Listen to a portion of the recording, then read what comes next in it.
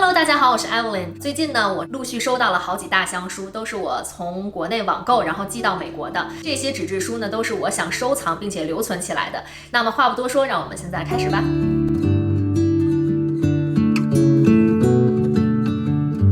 这本书我在种草的时候看到别人说是一本一边读一边流泪的故事。作者是这样说的：我为他活着，并为写他推迟了我的死亡。小说的主人公呢，是在一个废纸回收站工作了35年之久。他的工作就是在一个阴冷潮湿、老鼠横行的地下室，把这些书籍压碎了再打包。他把其中珍贵的图书呢，从废纸堆里面捡出来，然后藏在了自己家里。这些书一直码到了天花板，这样他就能在任何时候看书了。外部世界的喧嚣和精神世界的孤独，这本书我相信一定能带来那种触及灵魂的震颤。而更为悲伤的是，这几乎是这本书作者的生平写照。获奖无数的作品，我非常期待阅读它。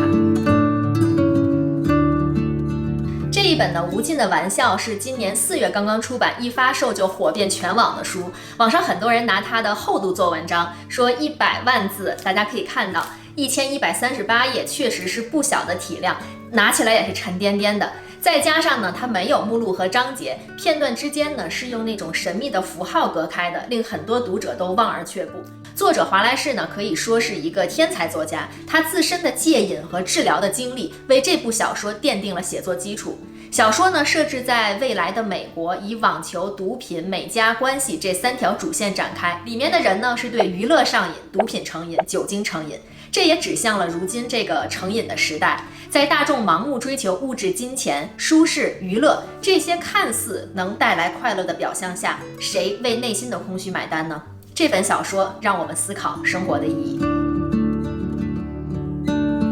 下面这本书呢，逐进，故事发生在一栋空寂的200年前修建的豪华庄园里。主人老将军呢，将接待一位他曾经跨越了阶级、莫逆之交的战友。2个人一别就是41年。如今这2个衰老的男人呢，在暴风雨来临的前夜，在这种忽明忽暗的烛光下，想要探究一个事实，一个真相。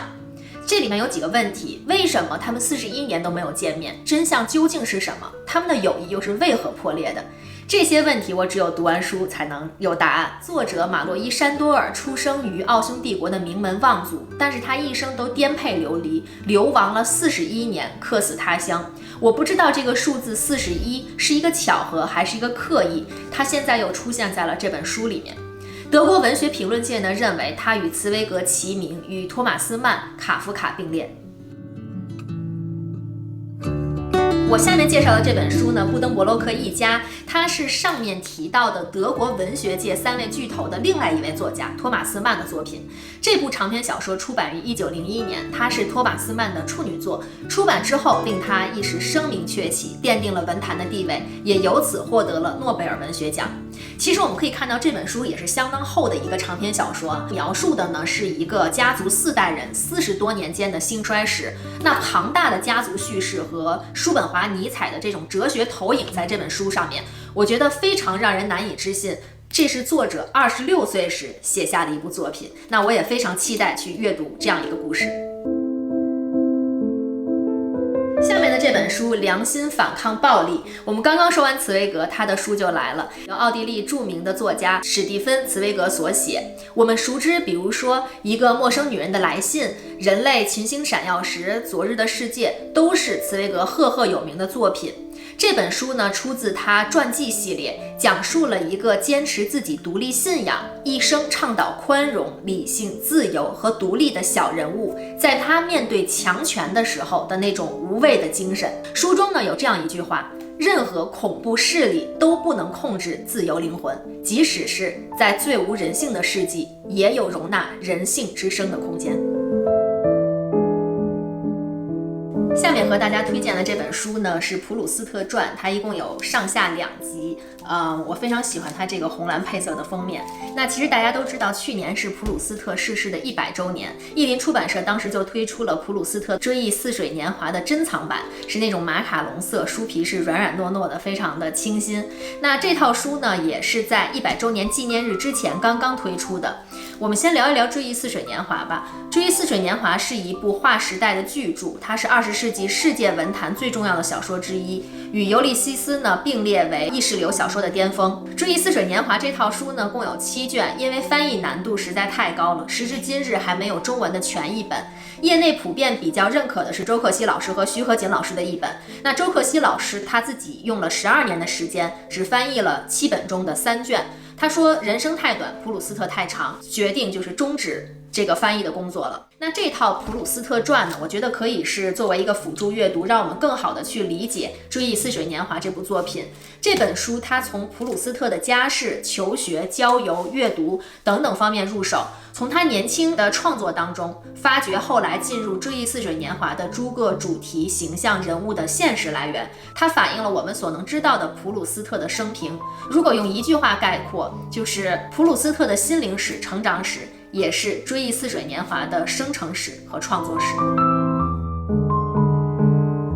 那我上面提到的译者徐和锦老师呢，他也是这本小书的译者，他是8位学者阅读普鲁斯特小说的心得体会，分为时间、人物、社交界、爱情等等等等8个章节。如果你准备读或者正在读《追忆似水年华》，那我觉得这本书可以作为拓展阅读材料，它很薄，会比刚才那本更加好上手一点。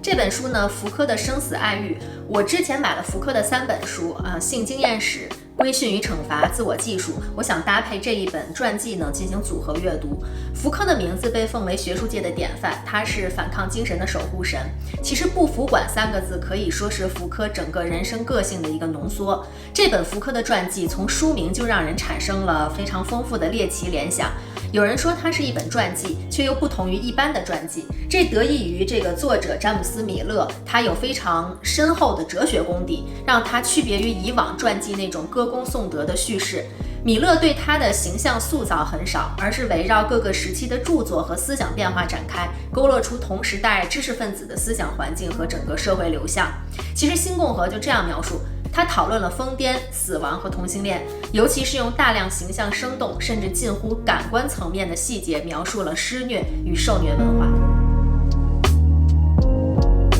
这本书的译者在豆瓣上写下这样一段话，他说维塔所讲述的是巴黎疗养院维塔当中一名名叫卡塔丽娜的女人的故事。她被当作无用之人，却坚持书写，想用书写让自己回到所谓正常人类世界。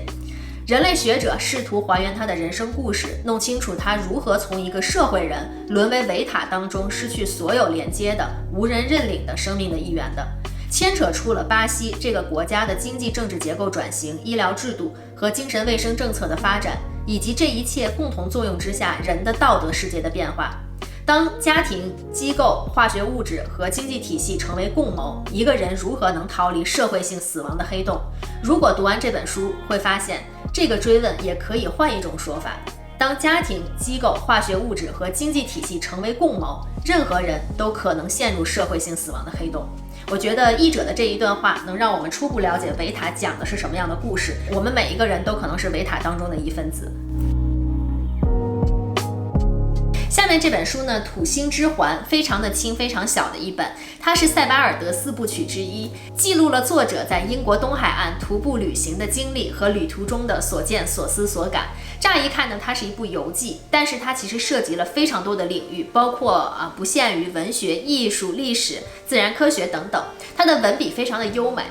我看那些读过的书友形容呢，他读书的时候就像是在看一部纪录片，是一部文化史和沉思录。那在这个全书的结尾呢，作者是这样说，他说：现在正当我把这些写下来的时候，我又一次反思我们几乎仅仅由灾难组成的历史。一个是世界，一个是欧洲50年，这2本书的作者都是简·莫里斯。那我被种草简·莫里斯呢，源于梁文道先生和柏林女士的一期播客。在那期节目里呢，他们聊到了这位作家的生平以及游记这种文体的魅力。在这个播客里面呢，有这样一句话：游记的魅力正在于它拉开观看的距离。游记所描写的是确实存在却不可抵达的笔触，是浓缩不同时空的冻干，只待在此刻泡发。怀念往昔呢，是出于对当下不满，而出走世界也可以是为了再次认识自我的陌生向度。这个作者呢是英国国宝级的作家，二战之后英语世界最伟大的作家之一。他原先是一个新闻记者，后来变成了文学作家。从男生的他到了女生的她，凭借敏锐的观察和广博的历史文学素养，他游历了半个世纪，创造了旅行写作的典范。这本书呢叫《向里林泉》，作者是顾源风雨前。顾源风雨前是作者的笔名，他的本名叫杨云苏。我之前还读了他的另外一本书叫《幸得诸君为平生》，我当时觉得还蛮喜欢的，于是马上下单又买了这本随笔集。其实这位作者呢，他写的就是普通人的生活小事儿。我觉得看他的书总有一种电影感，就是非常平淡，但是每一篇都有给你很强的冲击力，我觉得就是那种一点一点翻开朴素平常的回忆碎片，给你带来温暖又不失思考的感受。下面这本书呢叫《必要的幻觉》，副标题是民主社会中的思想控制。这本书的内容简介里是这样描写的，他说，作者以美国大型媒体为例，揭露了美式民主的虚伪，既得利益者如何通过宣传机制，借由微妙的报道和阐释技巧控制民众思想，制造出民主与中立性的幻象。这些隐秘的控制手段呢，遏制了公众对权力的干涉，进而在民主形式表面没有受到破损的遮羞布下，剥夺了民主政治机构的实际权责。书中引用了20世纪70、80年代很多我们都知道的国际大事件，比如说越战啊、阿拉伯以色列冲突、中美洲的政党斗争等等，通过相关报道来逐一举例说明。因为我曾经是一名新闻记者，对于权力与媒体关系的讨论其实并不陌生。在宣扬民主与自由的美国，媒体是否也难逃喉舌的命运？不由得让我们思考，在新闻自由环境更差的国家和地区，那里的人民该如何保持清醒？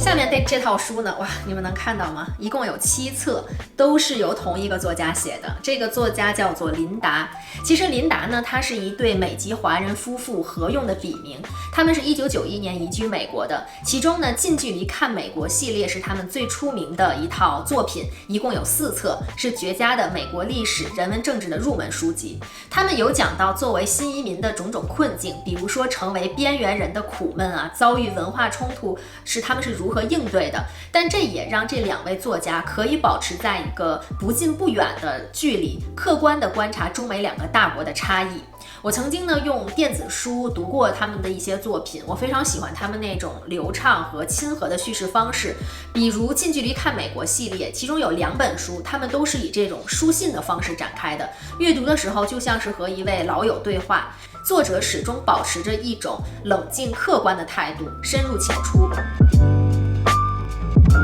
这本书的喷绘我们可以看到它非常非常的好看，那我觉得这本书呢，我是打算要把它放在书架上当做艺术品来收藏的。这本书是普利策奖获奖的历史著作，豆瓣上对它的评价基本上都是天才之作、年度最佳、非虚构写作典范。背景呢是16世纪欧洲天主教与新教势力激烈斗争的时候，他对1588年发生在英国与西班牙之间的著名海战进行了非常精彩的描写。这本书的史料非常的详实，故事的铺展呢也很精妙，所以它可以让这本书成为这个主题的经典之作。那我觉得如果你对这种历史的纪实感兴趣的话，这本书是一定要入的。